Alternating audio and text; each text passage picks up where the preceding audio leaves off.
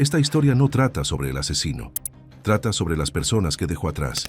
Hijos, abuelos, parejas, cada uno viviendo su último día sin saber que la muerte ya había elegido su camino. Cada puerta que tocó se convirtió en una tumba. Cada nombre, una historia truncada. Y todo comenzó con ella. Una niña de 9 años que jugaba cerca de su apartamento en Chinatown, en una cálida tarde de primavera. Mei Leung, 10 de abril de 1984, Chinatown, Los Ángeles. El día comenzó como cualquier otro. Mei Leung, de 9 años, pasó la tarde jugando cerca del complejo de apartamentos donde vivía con su familia. El patio era su patio de recreo, un lugar lleno de caras conocidas, vecinos que sonreían y amigos que se unían a ella para jugar al escondite. Estaba llena de energía, corriendo entre las escaleras y los caminos de hormigón, riendo mientras los niños mayores contaban para encontrarla. Su madre, ocupada dentro del apartamento, miraba de vez en cuando por la ventana, reconfortada por el sonido de las voces de los niños abajo. Para ella, era un día normal, seguro, predecible e inocente. Cuando el sol comenzó a ponerse tras el horizonte, llamaron a los demás niños para que volvieran a casa a cenar. Una a una las risas se fueron apagando hasta que Mei fue la última en seguir jugando. Fue entonces cuando se dirigió al sótano, una zona oscura y tranquila de la que la mayoría de los niños se mantenían alejados. Estaba oscuro, polvoriento y lleno del eco de las tuberías que goteaban. Nadie la vio entrar. Cuando cayó la noche y Mei no había regresado a casa, su madre comenzó a llamarla. La búsqueda comenzó con un pánico creciente. Los vecinos revisaron los pasillos, las escaleras y los patios. Horas más tarde, llegó la policía. Las linternas atravesaron las sombras del sótano, donde encontraron su cuerpo. Había sido agredida y sufría un traumatismo grave por golpes contundentes. Mei Leung solo tenía 9 años. Su muerte fue el primer asesinato conocido relacionado con Richard Ramírez, un asesinato que se produjo antes de que la ciudad conociera siquiera su nombre. Menos de un año después, en otro tranquilo apartamento, una mujer de 79 años abriría sin saberlo el siguiente capítulo del terror. Jenny Binkow, 28 de junio de 1984, Los Ángeles. La noche era sofocante por el calor del verano. Dentro de un modesto apartamento, Jenny Binkow, de 79 años, se movía con cuidado de una habitación a otra. La edad la había ralentizado y el dolor de espalda le impedía salir mucho, pero encontraba consuelo en su pequeño y familiar espacio. Esa noche habló brevemente con su hijo por teléfono. Habían quedado en verse a la mañana siguiente. Solo una visita sencilla, nada especial. Antes de acostarse, Jenny comprobó 2 veces las puertas, como siempre hacía. Vivir sola la había vuelto cautelosa, aunque su barrio era tan tranquilo que la mayoría de la gente rara vez pensaba en el peligro. Apagó las luces, dejando solo un tenue resplandor procedente de la calle, fuera de su ventana. La ciudad murmuraba más allá de sus paredes, coches pasando, un perro ladrando, voces lejanas que se desvanecían en el silencio. Era tarde y Jenny se acostó, esperando otra noche normal de sueño. Pero fuera, alguien observaba. Se movía en la oscuridad como si le perteneciera, deslizándose por callejones y vallas, buscando otra puerta abierta, otra señal de vida. Cuando llegó al apartamento de Jenny, encontró lo que necesitaba. Al amanecer, la quietud en su casa era diferente. Su hijo llegó según lo previsto, pero la quietud que se encontró era extraña, demasiado profunda, demasiado definitiva. Dentro descubrió una escena que ningún niño debería ver jamás. Su madre había sido asesinada, con múltiples puñaladas en el cuerpo. Por primera vez, Los Ángeles comenzó a sentir la presencia de algo vil moviéndose entre ellos. Un asesino que elegía a sus víctimas no por quienes eran, sino porque existían. Menos de un mes después, volvería a atacar, y esta vez la ciudad despertaría con miedo. Dale Yoshi Okazaki, 17 de marzo de 1985, Rosemead, California. Dale Yoshi Okazaki acababa de regresar a casa después de un largo día de trabajo. Compartía su apartamento con su amiga y compañera de piso, María Hernández. Era una tranquila tarde de domingo, y las 2 mujeres estaban relajándose en la cocina, preparando un tentempié antes de irse a la cama. Su conversación era ligera, charla trivial, risas, del tipo que hace que las noches normales se sientan seguras. Dale dejó su bolso y sus llaves en la encimera, pensando en el trabajo del día siguiente, sin imaginar lo cerca que estaba el peligro. Afuera, un hombre merodeaba por el estacionamiento de su complejo. Había seguido a María hasta su casa. Cuando ella entró en el garaje, él atacó, agrediéndola cuando salió del coche. Ella se defendió, protegiéndose mientras él disparaba un tiro que rebotó y le rozó la mano. María cayó al suelo, fingiendo estar muerta. Creyendo que la había matado, él se dirigió hacia la puerta del apartamento. Dale, ajena a lo que había sucedido fuera, estaba en la cocina cuando se abrió la puerta. Levantó la vista, confundida, solo por un segundo. Eso fue todo lo que hizo falta. Él levantó la pistola y disparó una vez, un solo tiro en la frente. Dale se desplomó al instante. Momentos después, María, aún con vida, corrió a la casa de un vecino gritando auxilio. Pero para Dale ya era demasiado tarde. Solo tenía 34 años. Lo que más aterrorizó a los investigadores fue lo aleatorio del suceso. No había conexión, ni motivo, ni patrón, solo la certeza de que volvería a atacar. Y antes de que la ciudad pudiera asimilar este horror, otra joven se encontraría cara a cara con él, no en su casa, sino en su coche, momentos después de regresar del trabajo. Tsai Lian Veronica Yu, 17 de marzo de 1985, Monterey Park, California. Era tarde, poco después de medianoche. Tsai Lian Veronica Yu, de 30 años, había terminado su turno en el trabajo y por fin se dirigía a casa. Estaba cansada pero de buen humor y charló brevemente con sus compañeros de trabajo antes de salir al aire fresco de la noche. Las calles estaban casi vacías, tan tranquilas que incluso el zumbido de su coche parecía ruidoso en medio del silencio. Se detuvo en una pequeña tienda de la esquina de camino a casa, compró algunas cosas y condujo las últimas manzanas hasta su apartamento. Era una noche rutinaria, de esas que se viven cientos de veces y en las que nunca se piensa dos veces. Cuando aparcó en su plaza, no se percató de la figura que esperaba en las sombras. Cuando se dispuso a coger su bolso, él apareció, rápido, silencioso y despiadado. Ella no tuvo tiempo de gritar. Un disparo rompió la calma resonando en la calle desierta. Los vecinos lo oyeron, pero dudaron. Algunos pensaron que era el petardeo de un coche, otros se quedaron paralizados, sin atreverse a mirar. Minutos después, la puerta de su coche quedó entreabierta, con el motor aún en marcha. Veronica Yu había desaparecido, muerta al instante por una sola herida de bala. Su asesinato se produjo solo unas horas después de la muerte de Dale Okazaki. Dos mujeres, la misma noche, el mismo asesino. La aleatoriedad había desaparecido, esto era una escalada. Y mientras los investigadores luchaban por atar cabos, otra casa, a kilómetros de distancia, pronto se vería marcada por la misma oscuridad. En su interior, un matrimonio dormía plácidamente, sin saber que sus paredes no podían protegerlos de la noche. Vincent Charles Zazzara, 27 de marzo de 1985, Whittier, California. Vincent Charles Zazzara acababa de regresar a casa tras un largo día de trabajo. La noche era tranquila, apacible, de esas noches pensadas para descansar. Él y su esposa, Maxine, se acomodaron en su pequeña casa, rodeados por la comodidad de la rutina. Vincent comprobó la puerta lateral antes de entrar, asegurándose de que todo estuviera cerrado con llave. La pareja vio la televisión juntos en la sala de estar, el parpadeo de la pantalla reflejándose suavemente en sus rostros. A medianoche, él se había quedado dormido en su silla, con el zumbido de la televisión llenando la habitación. Afuera, la noche se agitó una vez más. La misma presencia que se había colado en los apartamentos y aparcamientos se dirigía ahora hacia la casa de los Zazzara. Las cerraduras que antes les daban tranquilidad no resistirían. Cuando el asesino entró, Vincent estaba dormido, sin darse cuenta de la figura que se cernía sobre él. Un solo disparo acabó con su vida antes de que pudiera siquiera abrir los ojos. El ruido despertó a Maxine. Su grito llenó la casa, pero nadie lo oyó. Lo que sucedió después fue mucho peor. El intruso dirigió su ira hacia ella, apuñalándola varias veces antes de cometer actos de crueldad que horrorizarían incluso a detectives experimentados. Cuando todo terminó, la casa, que antes rebosaba alegría y calidez, se había convertido en el escenario de una violencia inimaginable. Los vecinos dirían más tarde que oyeron un sonido débil, algo que no pudieron identificar, pero nadie fue a ver qué pasaba. Por la mañana, la tranquila calle suburbana parecía tan pacífica como siempre. Los asesinatos de Vincent y Maxine Zazzara marcaron un punto de inflexión. El asesino ya no era una sombra confinada a la noche, sino una tormenta que se extendía por Los Ángeles. Y pronto otra familia, a pocos kilómetros de distancia, descubriría que la seguridad no era más que una ilusión. Maxine Levenia Zazzara, 27 de marzo de 1985, Whittier, California. La noche parecía normal para Maxine Zazzara. Ella y su marido, Vincent, habían pasado la velada juntos, disfrutando de la tranquilidad que se consigue tras años de matrimonio.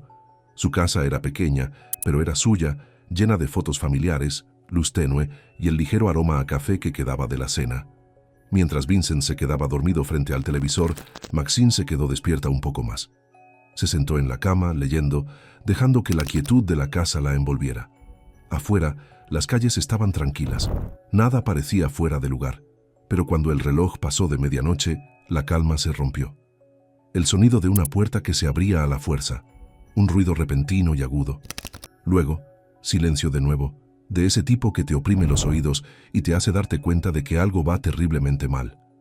Maxine corrió hacia el ruido. En la sala de estar encontró a su marido sin vida, desplomado en su silla. El terror que la invadió fue inmediato y abrumador. Antes de que pudiera moverse, el intruso ya estaba allí. Atacó sin dudarlo. La lucha fue breve, desesperada y brutal. Cuando terminó, Maxine yacía inmóvil. Había recibido múltiples puñaladas y lo que siguió fue un acto de salvajismo tan cruel que habría conmocionado incluso a los investigadores más experimentados. A la mañana siguiente, la escena dentro de la casa de los Zatzara marcaría uno de los momentos más oscuros de la investigación. Ya no se trataba de cuándo se detendría el asesino, sino de quién podría detenerlo, y mientras Los Ángeles comenzaba a darse cuenta de la magnitud del terror que se estaba desarrollando, otra tranquila casa pronto sería marcada para la muerte, la de un hombre que creía que su barrio era seguro. William Bill Doy, 15 de abril de 1985, Monterey Park, California. William Bill Doy llevaba una vida tranquila con su esposa, Lillian. Era un hombre de rutinas, tranquilo, disciplinado y orgulloso del hogar pacífico que habían construido a lo largo de los años. Su barrio era tranquilo, el tipo de lugar donde la gente se saludaba desde las entradas de sus casas y rara vez se cerraban las puertas con llave antes del atardecer. Esa noche siguió el mismo patrón que cualquier otra. Bill había pasado parte de la tarde visitando a familiares y regresó a casa justo antes del anochecer. Tomó su medicación, vio un poco la televisión desde su sillón reclinable y charló en voz baja con su esposa antes de acostarse. Poco después de medianoche, el silencio se rompió. Se oyó un ruido en la ventana y luego el suave crujido de la puerta. Bill se movió e instintivamente buscó el teléfono, pero ya era demasiado tarde. El intruso se movió rápidamente y entró en el dormitorio donde dormía la pareja. En un instante, la tranquilidad de su hogar se vio destruida. Bill intentó resistirse, pero un disparo puso fin a la lucha. Cayó al suelo, gravemente herido pero aún con vida, obligado a ver cómo el agresor se volvía hacia su esposa. Ella fue atada, golpeada y agredida mientras su marido yacía indefenso a su lado. A pesar de sus heridas, Bill consiguió alcanzar el teléfono después de que el asesino huyera. Intentó pedir ayuda, pero su cuerpo se rindió antes de que pudiera hablar. Cuando llegó la policía, lo encontraron muerto, con la mano aún sobre el auricular. Su esposa sobrevivió, marcada para siempre, pero viva para contar lo sucedido. El ataque a William Doy sembró el pánico en la comunidad. El asesino había demostrado que podía entrar en cualquier casa, en cualquier momento, sin previo aviso. Y antes de que los investigadores pudieran recuperar el aliento, volvió a atacar, esta vez contra dos hermanas ancianas cuya fe y bondad las habían acompañado a lo largo de toda una vida juntas. Mabel Mabel y Florence Nettie Lang. 29 de mayo de 1985, Monrovia, California. En un pequeño y tranquilo barrio rodeado de jardines y árboles, dos hermanas ancianas compartían una casa llena de paz y familiaridad. Mabel Mabel, de 83 años, era la mayor de las dos, tenaz, práctica y devota de su fe. Su hermana menor, Florence Nettie Lang, de 81 años, era más amable, conocida por su paciencia y su suave sentido del humor. Esa tarde pasaron horas fuera cuidando su jardín, podando flores y tarareando la música gospel que sonaba en la radio de la cocina. Al caer la tarde, el sol se desvaneció y comenzaron a prepararse para irse a la cama. Antes de acostarse, Mabel le recordó a Nettie, como solía hacer, que comprobara la puerta trasera y la ventana de la cocina. Ambas hermanas creían que estaban a salvo dentro de las paredes en las que habían vivido durante años. Pero cuando la noche se apoderó de Monrovia, esa sensación de seguridad se esfumó silenciosamente. Una sombra se movió fuera de su casa. Cortaron la mosquitera de una ventana. El asesino se coló dentro. Las hermanas fueron atacadas mientras dormían. Mabel recibió repetidos golpes con un martillo y su frágil cuerpo no pudo resistir la fuerza. Nettie, que se despertó sobresaltada, intentó defender a su hermana, pero fue dominada. Ambas mujeres sufrieron brutales lesiones en la cabeza y el agresor utilizó cables eléctricos arrancados de sus propios electrodomésticos para inmovilizarlas antes de huir en la noche. Cuando salió el sol, la casa volvió a quedar en silencio, salvo por el débil zumbido de la radio que seguía sonando en la cocina. Nettie fue encontrada con vida, apenas consciente, con respiración superficial. Mabel también estaba viva cuando llegaron los paramédicos, pero nunca recuperó la conciencia. Murió 2 días después en el hospital. Nettie sobrevivió, aunque nunca se recuperó del todo.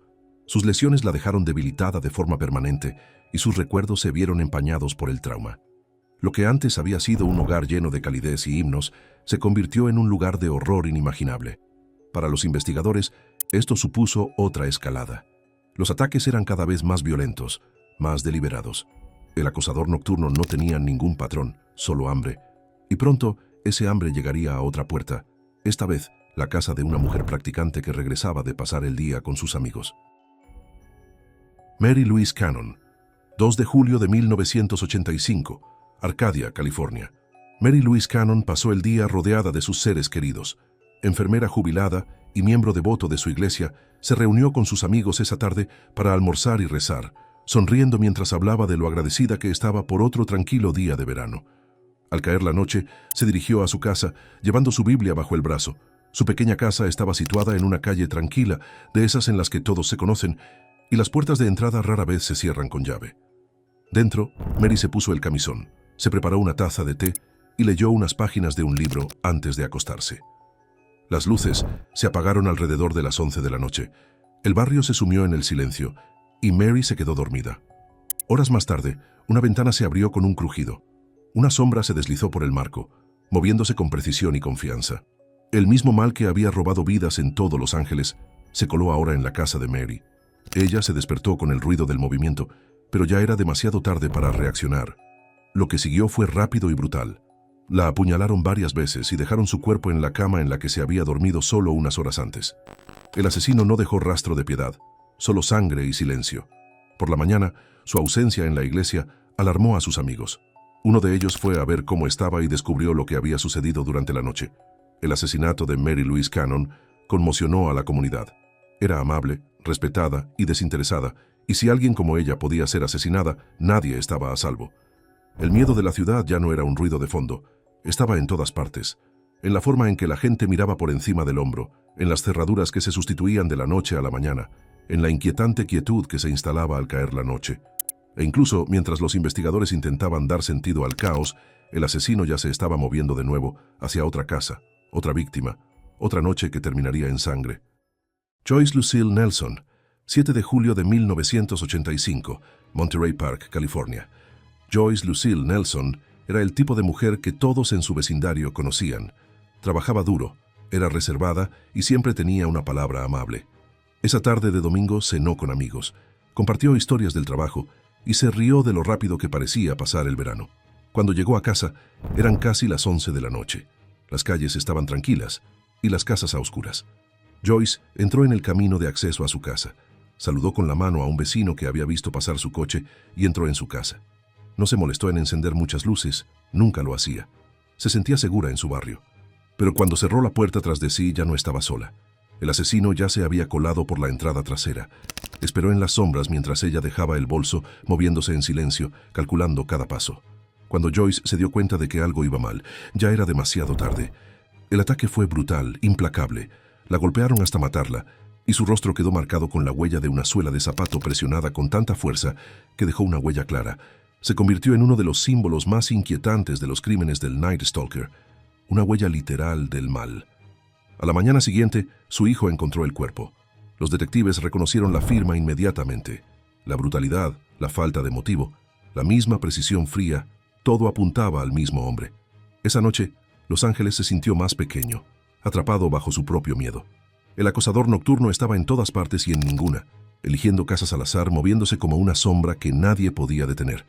Y mientras los investigadores buscaban respuestas, otra pareja, a solo unos kilómetros de distancia, doblaba la ropa limpia, cerraba las ventanas con llave y se preparaba para irse a la cama, creyendo que las precauciones habituales podrían mantener la oscuridad fuera. Lela y Maxon Kneiding, 20 de julio de 1985, Glendale, California. Lela y Maxon Kneiding eran el ejemplo perfecto de la tranquila vida suburbana. Casados desde hacía décadas, habían construido sus días en torno a sencillas rutinas. Tomar juntos el café por la mañana, pasar las tardes viendo la televisión y mantener amenas conversaciones sobre la familia que habían formado. Su barrio era tranquilo, el tipo de lugar donde las puertas permanecían sin cerrar y las noches transcurrían sin incidentes. Aquella noche era como cualquier otra. Lela doblaba la ropa limpia mientras Maxon comprobaba las cerraduras antes de irse a la cama. Hablaron en voz baja sobre el día y apagaron las luces sin saber que la muerte ya había llegado a su puerta. Poco después de medianoche, alguien abrió una ventana a la fuerza. El asesino se coló en el interior sin hacer ruido, llevando el mismo arma que había utilizado antes, un martillo. Se movió por la casa a oscuras hasta llegar al dormitorio. Lo que sucedió a continuación fue rápido y despiadado. Tanto Lela como Maxson fueron golpeados repetidamente mientras dormían, sin darles la oportunidad de reaccionar o comprender lo que estaba sucediendo. Cuando el asesino huyó, los únicos sonidos que quedaban en la casa eran el débil tic-tac de un reloj y el goteo de la sangre en el suelo. A la mañana siguiente, los amigos se preocuparon al ver que la pareja no contestaba al teléfono. Un vecino entró en la casa y los encontró a ambos muertos, en una escena de violencia tan extrema que parecía imposible que hubiera tenido lugar en una calle tan tranquila y silenciosa. Los asesinatos de Lela y Maxson Gnading conmocionaron a Glendale. A estas alturas, el patrón era inconfundible. El acosador nocturno ya no se limitaba a una parte de la ciudad, estaba en todas partes. Ningún hogar, ninguna edad, ninguna vida estaba fuera de su alcance. Y mientras Los Ángeles lloraba la pérdida de 2 vidas inocentes más, el asesino ya estaba en movimiento de nuevo, esta vez hacia una joven familia, donde el último acto del marido sería proteger a las personas que más amaba. Chinatown Covenant, 20 de julio de 1985, Sun Valley, California. Chinatown Covenant pasó la noche en casa con su esposa y su hijo pequeño. Había sido un día normal. Cenaron juntos, charlaron sobre el trabajo, disfrutaron de esa paz doméstica tranquila que parece inquebrantable. Antes de acostarse, recorrió la casa para comprobar que las ventanas y puertas estuvieran cerradas. Besó a su hijo para darle las buenas noches, sin saber que sería la última vez. Afuera la noche estaba en calma, pero en algún lugar más allá del silencio, el asesino ya estaba observando. Moviéndose en la oscuridad con una confianza nacida de la repetición, encontró la casa de la familia y se coló dentro. La primera señal de peligro llegó demasiado tarde. China Rong se despertó al sentir una presencia en su dormitorio. Una figura en la oscuridad, respirando con dificultad, con ojos fríos y decididos. Se produjo una lucha, desesperada pero breve. El intruso lo dominó y lo estranguló hasta matarlo, antes de centrar su atención en la familia que había intentado proteger. Su esposa fue agredida y obligada a soportar un terror inimaginable, mientras su hijo dormía en otra habitación. Cuando todo terminó, el asesino se marchó tan silenciosamente como había llegado, desapareciendo en la noche antes de que nadie fuera se diera cuenta de que se había cometido un crimen. El asesinato de Chinatown Covenant y el ataque a su familia dejaron atónitos a los investigadores. La aleatoriedad, la brutalidad y la rapidez con la que se movió el asesino dejaron claro que ya no se trataba de una casa, sino de una obsesión. Y en cuestión de semanas el patrón se repetiría de nuevo. Otro joven esposo, otro hogar, otra noche reclamada por el hombre al que Los Ángeles había llegado a temer más. Elias Abowath, 8 de agosto de 1985, Diamond Bar, California. Elias Abowath era un padre joven, trabajador y dedicado a su familia. Regresó a casa tarde esa noche, agotado tras otro largo turno. La casa estaba en silencio.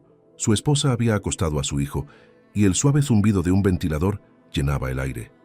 Elias entró con algunas compras, cerró la puerta con llave y se reunió con su esposa en el dormitorio. Hablaron un rato sobre el trabajo, sobre la vida, sobre todo lo normal y bueno. Poco después de medianoche la paz se rompió. Una puerta crujió, un sonido demasiado débil para darse cuenta hasta que fue demasiado tarde. El asesino ya estaba dentro. Elias se movió, confundido, y luego se despertó sobresaltado por una presencia que no podía entender. Un disparo rasgó la oscuridad. El joven padre cayó al instante, asesinado antes de poder proteger a su familia. Su esposa se despertó en medio del caos. Fue agredida, golpeada y obligada a repetir frases satánicas mientras el intruso saqueaba su casa. El horror duró solo unos minutos, pero pareció interminable. Cuando el asesino finalmente se marchó, ella se arrastró hasta el lado de su marido, pero Elias ya no estaba. Cuando llegó la policía, la escena estaba en silencio. Otra casa convertida en una pesadilla. Elias solo tenía 31 años. Era un esposo y padre cuya vida terminó no por ser quien era, sino por estar allí cuando el mal llamó a su puerta. La violencia se extendía más rápido de lo que nadie podía predecir. El acosador nocturno ya no era una figura de rumores. Era una tormenta que arrasaba California, imparable e invisible. Y antes de que amaneciera, otro hombre, un esposo que regresaba a casa después de cenar en Chinatown, se cruzaría sin saberlo en el camino del asesino. Peter Pan, 18 de agosto de 1985, San Francisco, California. Peter Pan había pasado la noche en Chinatown con amigos y familiares, disfrutando de la cena y la conversación antes de regresar a casa. Fue una noche sencilla, llena de risas, recuerdos compartidos y la comodidad de lo familiar. Cuando la velada llegó a su fin, se despidió y condujo hasta su casa, con el resplandor de las luces de la ciudad siguiéndole hasta la puerta de su casa. Una vez llegó, llamó a un familiar para decirle que había llegado bien a casa. Después de colgar, atravesó el pasillo dejando la luz encendida, un pequeño hábito que mantenía desde hacía años, una señal de vida en una casa, por lo demás silenciosa. Su esposa, Bárbara, ya estaba dormida. Afuera, otro coche se movía lentamente por el barrio. El hombre al volante no buscaba a nadie en particular, buscaba una oportunidad. Poco después de que Peter se acostara, el asesino entró por la fuerza en la casa. El primer sonido fue un único disparo, rápido y preciso. Peter murió en el acto, sin llegar a despertarse para ver al intruso que había entrado en su casa. Su esposa se despertó segundos después en una pesadilla de la que no podía escapar. Fue golpeada, agredida y obligada a soportar los mismos rituales retorcidos que habían caracterizado tantos de los crímenes del acosador nocturno. Cuando salió el sol, la casa de los Pan estaba rodeada de luces intermitentes e investigadores. La escena era espantosamente familiar. Los detectives lo sabían. Había vuelto a actuar, cruzando condados y extendiendo el miedo aún más al norte. El asesinato de Peter Pan sería uno de los últimos actos de un reinado de terror que había dejado a California sin dormir. Durante más de un año, la muerte se había colado por ventanas abiertas y puertas sin cerrar. Pero ahora, la ciudad ya no se escondía. El hombre que había cazado en la oscuridad estaba a punto de convertirse en la presa. En los meses siguientes, las comunidades se unieron, unidas por el miedo y la determinación compartidos. Los barrios que antes dormían con las ventanas abiertas, ahora montaban guardia. Cada susurro, cada pista, cada rastro de evidencia apuntaba hacia el mismo rostro, hasta que finalmente la pesadilla terminó. Richard Ramírez fue capturado, arrastrado no solo por la policía, sino por las mismas personas a las que había aterrorizado.